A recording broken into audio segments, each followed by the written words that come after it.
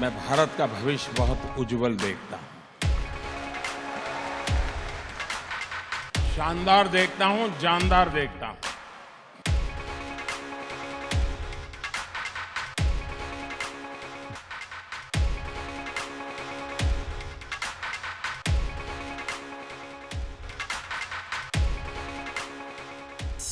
The youth of the nations are the trustees of the posterity. Youth यानी कि युवा पीढ़ी। ये युवा पीढ़ी हमारे देश में बहुत ही महत्वपूर्ण हिस्सा निभाती है। उनके सोच और विचार से ही इस देश का विकास होता है। ज़रूरत है तो इनको एक सही दिशा और प्लेटफॉर्म की। इसी बात को ध्यान में रखते हुए department of youth affairs and national sports ने नेशनल यूथ पार्लियामेंट फेस्टिवल 2019 का आयोजन कराया।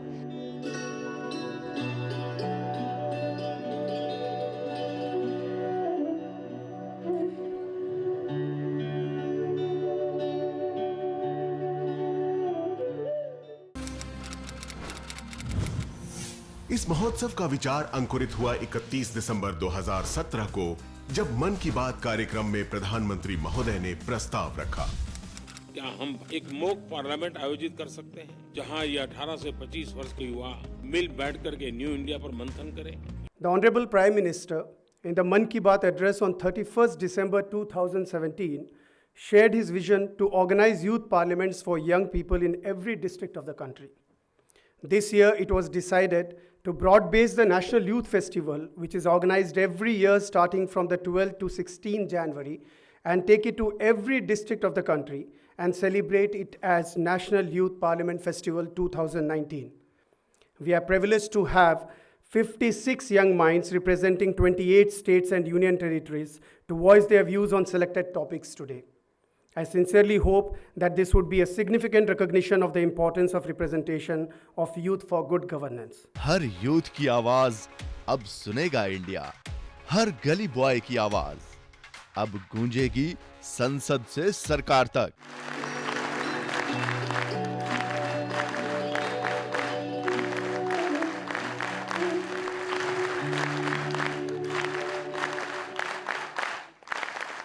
प्रधानमंत्री जी ने जो 30 दिसंबर 2018 को एक विजन रखा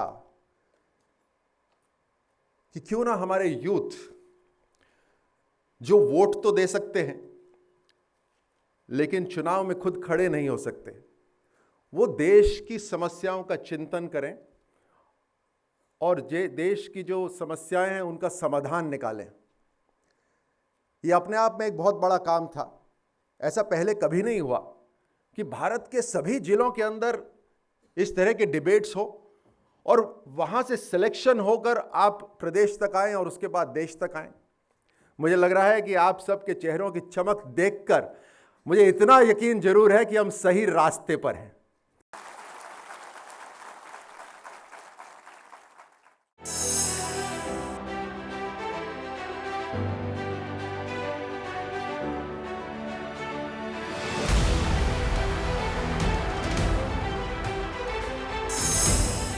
Huge demographic power we have today. We have the capacity to emerge as a skill capital of the world. Not only that, with the wide cultural diversity, cultural vibrancy and the culinary diversity, India is the dream destination for many tourists, and with proper projection, Bharat is blessed with a diverse geography, a culture and a very nice heritage. It has been very difficult and a tedious task to connect our vast country and has been the eon of ages. As we all know that there are three parliamentary governments: majority, minority, and the coalition. Now, when we talk about the majority government, it means that the process of making decision and the process by which these decisions are being implemented or not to be implemented with the major support from the public, student organization, and the administratives and the faculty members.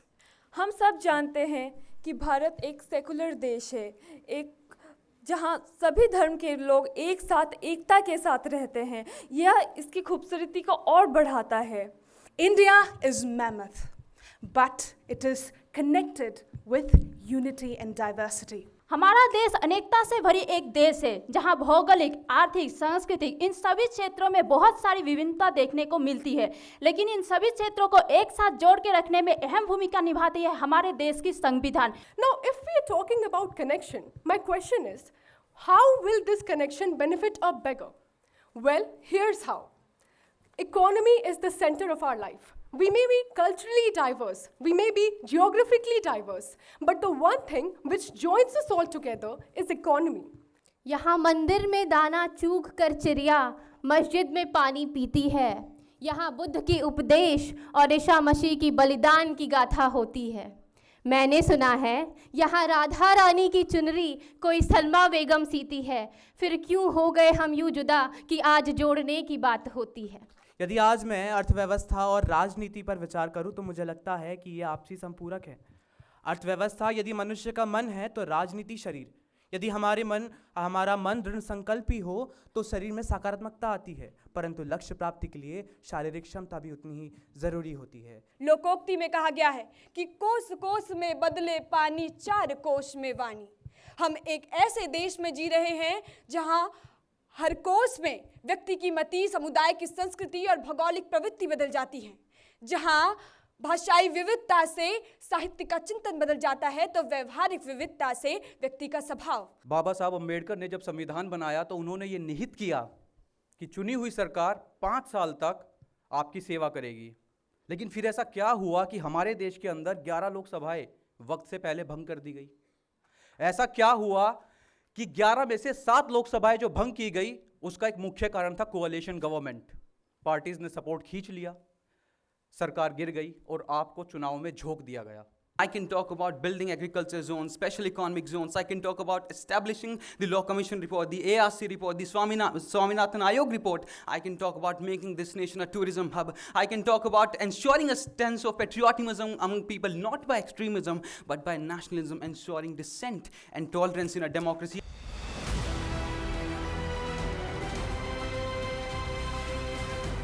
माननीय भारत एक बहुत विशाल देश है और जब बात आती है भारत को भौगोलिक रूप से जोड़ने की तो हमारे मस्तिष्क में आता है परिवहन और पुलों का निर्माण। यदि परिवहन की बात करूं तो भारतमाला, सागरमाला जैसी परियोजनाओं से भारत में ऐतिहासिक कार्य संपन्न हो रहे हैं। और यदि पुलों के निर्माण की बात करूं तो असम के तिनसुकिया जिले में देश के सबसे लंबे पुल का बनना न मात्र वहाँ के ढोला और सदिया जैसे इलाकों को जोड़ रहा है, अपितु असम और अरुणाचल की भौगोलिक दूरी को भी कम कर रहा है।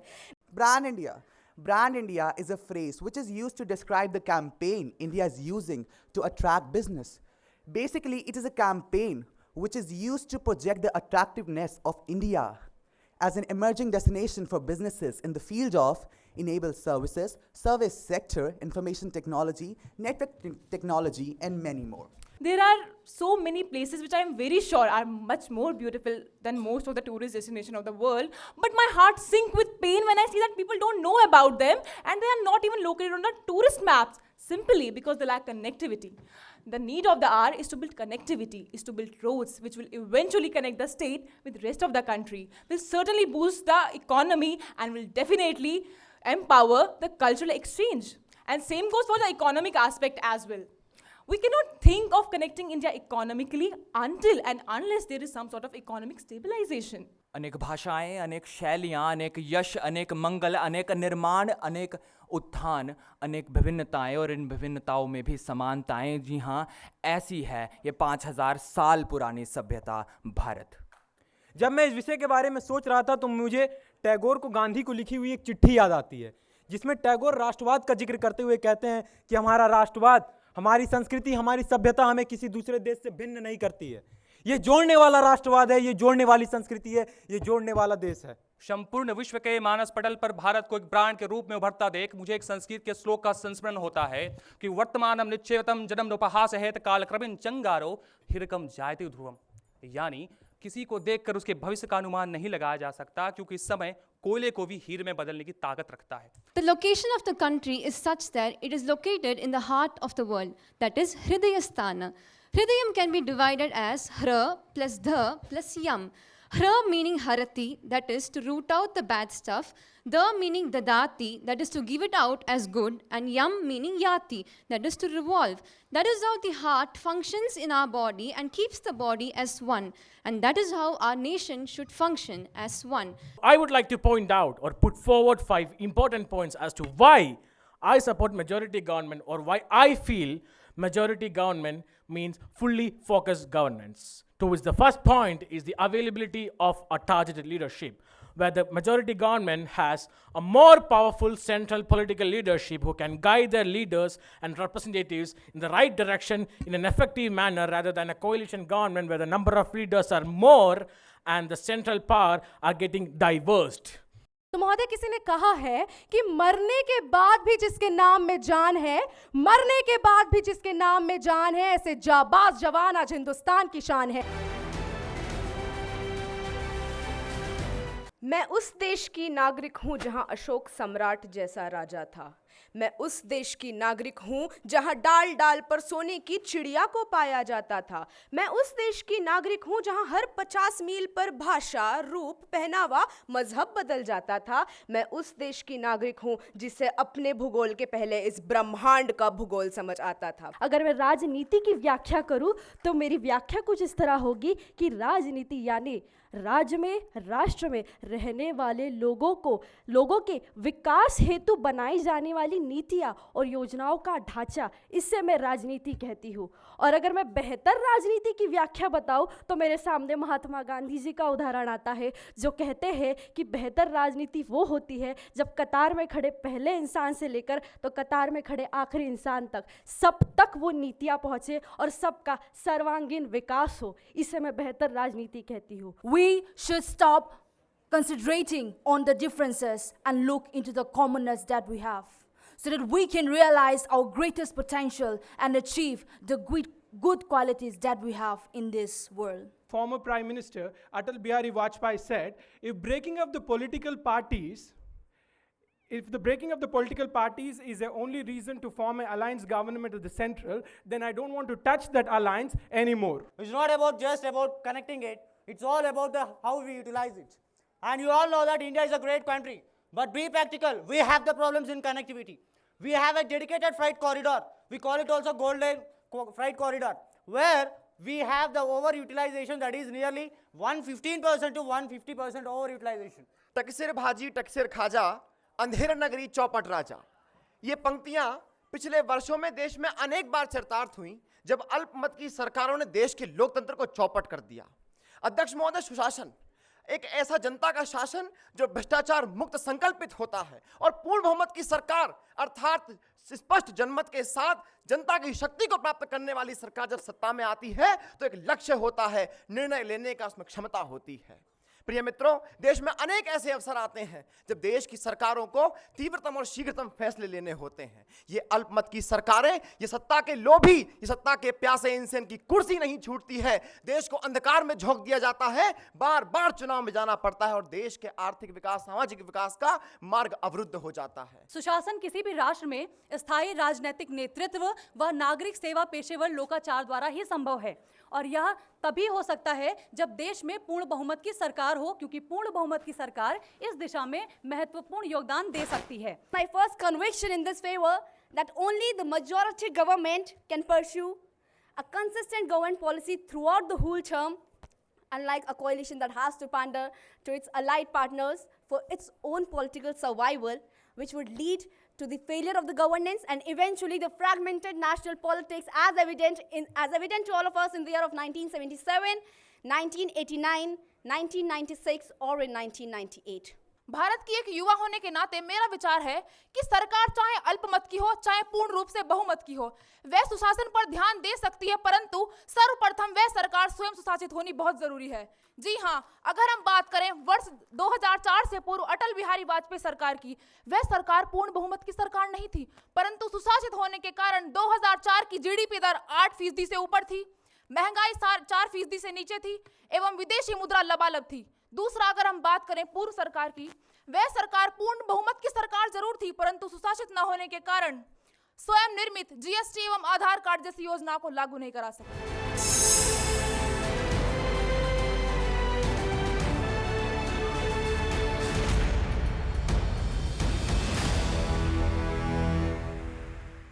24 जनवरी से 28 जनवरी तक डिस्ट्रिक्ट यूथ पार्लियामेंट का आयोजन किया गया। डिस्ट्रिक्ट यूथ पार्लियामेंट में प्रत्येक जिले से 3 वक्ता जो अच्छे वक्ता थे उनको चुन के स्टेट यूथ पार्लियामेंट में भाग लेने का मौका दिया गया। स्टेट यूथ पार्लियामेंट हमने 5 से 7 फरवरी तक आयोजित किया। उसमें हमारे 2 सर्वश्रेष्ठ वक्ता प्रत्येक राज्य से 56 वक्ता यहाँ आज एकत्रित हुए हैं फाइनल के लिए, और उन 56 वक्ताओं के अतिरिक्त देश भर को रिप्रेजेंट करने वाले हर जिले के 700 डेलीगेट भी लाए गए हैं। युवा पर तवज्जो की एक ख़ास वजह यह है कि आने वाला समय उनका है, तरीके उनके होंगे, हालात उनके, चैलेंज उनका है, लिहाजा इसको वो कैसे मीट करना चाहते हैं इसके बारे में मालूमात अपनी बताने और औरों से हासिल करके उसको सही जगह सही मकाम तक पहुंचाने, अपनी आवाज़ को सही मकाम तक पहुंचाने की एक गुजारिश थी। और मैं समझता हूं इस प्रोग्राम की आत्मा यही है कि आप बेखौफ, बेधड़क और वेल इन्फॉर्म्ड अपनी बातें कह सकें। जिस तरह का जज्बा हमारे नौजवानों में है, जो हमने जिले स्तर पर देखा और प्रदेश स्तर पर देखा और राष्ट्रीय स्तर पर देख रहे हैं, तो निश्चित तौर पर माननीय प्रधानमंत्री जो सपना है वो मुझे लगता है इस राष्ट्रीय युवा पार्लियामेंट से, युवा संसद से वो पूरा होता हुआ दिख रहा है। मॉक पार्लियामेंट है क्या? पार्लियामेंट ऐसा है जिसके बारे में देश के सब लोगों को जानकारी रखनी चाहिए। जैसे हम सोचते हैं अच्छा ऐसा ऐसा हो गया, मंत्री लोग ऐसा कर दिया, पार्लियामेंटेरियंस ऐसा बोल दिया, ऐसा क्या होता है क्या? किस तरह से अपने आप को तैयार करना पड़ता है, कितनी जानकारी रखनी पड़ती है। और यही बच्चे भविष्य के हमारे पार्लियामेंटेरियंस बनेंगे। क्या आप मुझे जानते हैं? I am young. राष्ट्र निर्माण होने के लिए राष्ट्रीय चरित्र का निर्माण होना बहुत आवश्यक है। मैं अपने राष्ट्र को समर्पित हूँ। भारत आज महाशक्ति बनने की ओर अग्रसर है। मैं नई सोच हूँ, नया दृष्टिकोण हूँ। 11 में से 7 लोकसभाएं जो भंग की गई उसका एक मुख्य कारण था कोalition गवर्नमेंट। मैं एक विचार हूँ। I can find solutions and contribute to policy. Minimum bureaucracy और मैक्सिमम सिविल सोसाइटी का इंक्लूजन होना चाहिए।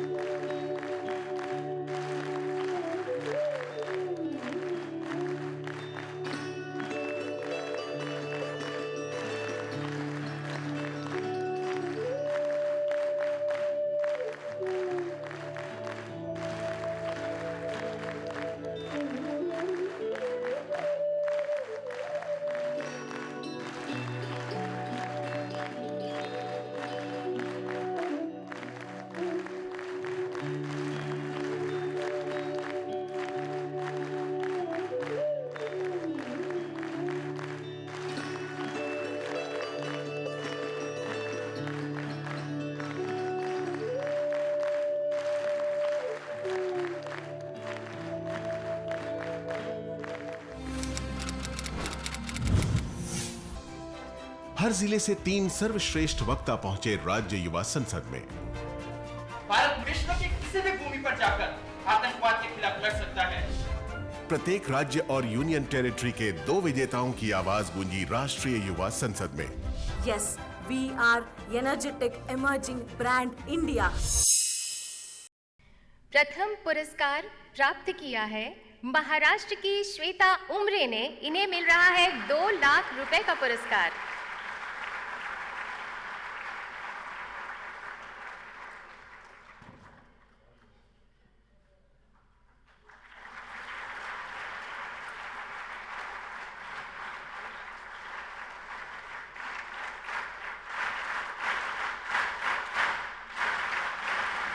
तृतीय स्थान हासिल किया है अंजनाक्षी ने, जो कर्नाटका से है और इन्हें मिल रहा है 1.5 लाख रुपए।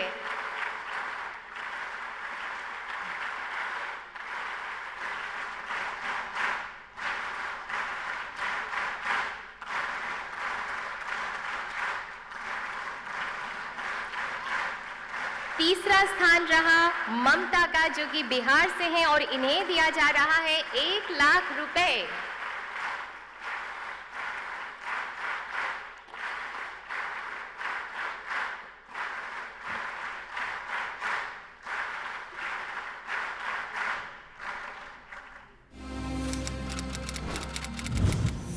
युवा है हमारे पास, नई इस देश की सोच है, मुकाम ऐसा हासिल करेगी भारत जहां पर किसी की न पहुंच है। देश आगे बढ़ेगा अपने देशवासियों का हाथों में हाथ लेकर, अब किसी को ना दे दे ये हिंदुस्तान, क्योंकि युवा पीढ़ी है हमारे साथ।